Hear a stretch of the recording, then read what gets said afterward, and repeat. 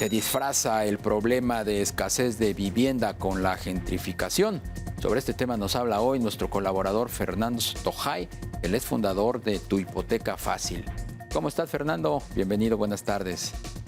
Querido Darío, qué gusto verte, qué gusto verte. Pues sí, mira, seguimos con el tema. La vez pasada que me hiciste el favor de invitarme a platicar con tu audiencia, estaba el tema de la gentrificación muy a flor de piel y desafortunadamente continúa.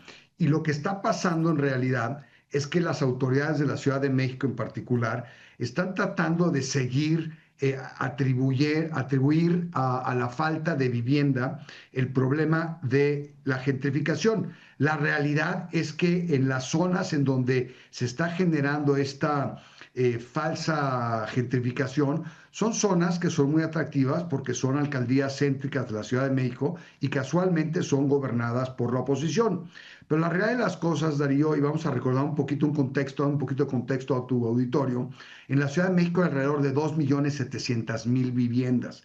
De esas 2.700.000, 660.000 más o menos están en renta. Y de esas 660.000, solamente 22.000, en el mejor de los casos, están dentro de estas plataformas de renta por tiempos cortos, periodos cortos, como Airbnb y compañía. Entonces, la realidad de las cosas es que lo que está pasando en la Ciudad de México es que como no hay vivienda suficiente, porque se necesitan por lo menos 50.000 viviendas al año nuevas que se incorporen al parque habitacional y solamente se están construyendo menos de 5.000, pues se sigue incrementando año con año, mes con mes, se sigue incrementando este déficit de vivienda importante en la Ciudad de México. ¿Qué es lo que pasa en las alcaldías céntricas y en las colonias sexys? Lo que está pasando es lo que es natural que suceda. Cuando tú tienes una zona que tiene todos los servicios, que su vocación desde que se concibieron era de clases medias, medias altas, pues realmente eran colonias que no estaban destinadas para fines populares en su gran mayoría. Sin embargo, ante la escasez de vivienda que estamos viviendo y que llevamos viviendo desde mucho tiempo con unos bandos que hace tiempo se realizaron por parte de un jefe de gobierno cuyo nombre no quiero acordarme, que hizo grandes barbaridades, desafortunadamente se viene acarreando este déficit una y otra y otra y otra y otra vez. Entonces, ¿qué es lo que nos está sucediendo? Ante la escasez de vivienda, los precios suben, tanto los precios de la compraventa como los precios de la renta. ¿Por qué? Porque las personas necesitan vivir. Y si tú tienes una ciudad que necesita 50.000 viviendas al año y se construyen menos de 5.000, pues la presión es muy fuerte. Entonces, ¿qué pasa con ciertas colonias de la colonia Cuauhtémoc, por ejemplo, perdón, de la alcaldía Cuauhtémoc, por ejemplo?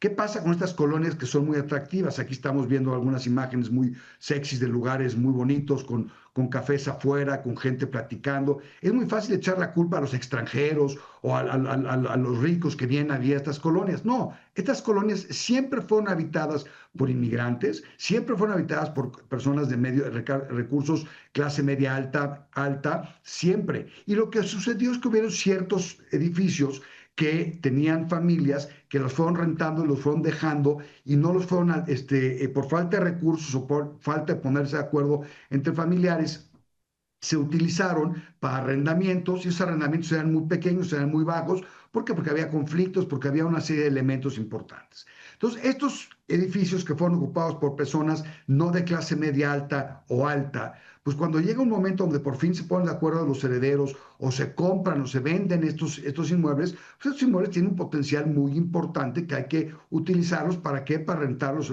dándole mayor rendimiento a este activo que es importante. Entonces, los contratos de arrendamiento son contratos que se celebran entre arrendador y arrendatario, en donde el arrendatario tiene el derecho a utilizar un inmueble por un tiempo determinado. Si se le acaba el plazo, pues el arrendatario tiene que dejar el inmueble. No lo están sacando, no lo están expulsando, simple y sencillamente no le están renovando el contrato de arrendamiento y entonces esta persona tiene que salir y tiene que dejar ese inmueble. Eso no es gentrificación. La gentrificación es cuando son zonas importantes de las ciudades, y por importante me refiero a tamaños importantes, zonas urbanas importantes, en donde por acciones del gobierno se mejora la zona, se hace una mejoría importante a la zona y entonces sube el valor de los inmuebles y esos inmuebles entonces son más apreciados y entonces empieza a llegar gente de otros niveles socioeconómicos. Entonces, la gentrificación como tal no sucede en la Ciudad de México y ya basta de que el gobierno siga tratando de engañar a la gente y manipular a la gente,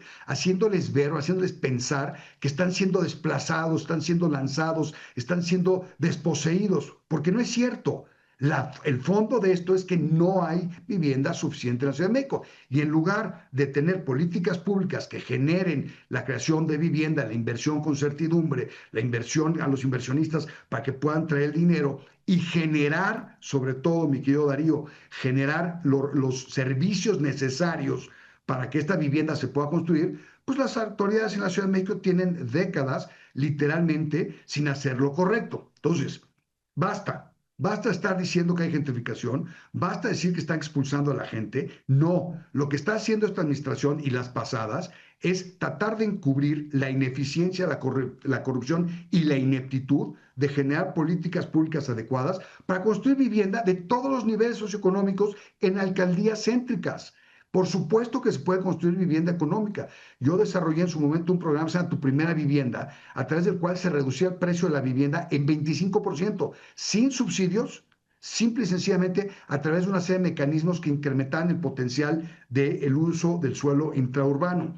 Ahora, se necesita voluntad política, se necesita entender la situación que está sucediendo y se necesita ser ético para dejar de estar manipulando, haciendo parecer que existe una gentrificación que no es cierta. Bien, pues Fernando Sotojay, fundador de Tu Hipoteca Fácil, más claro ni el agua. Muchísimas gracias por la colaboración. Abrazo, querido Darío, y ojalá que sea lo suficientemente claro para que las autoridades empiecen a actuar y en lugar de estar manipulando a la gente con el dedo ahí. Buenas tardes. Hasta pronto. Vamos a hacer una pausa. Regresamos con más a Tiempo de Negocios.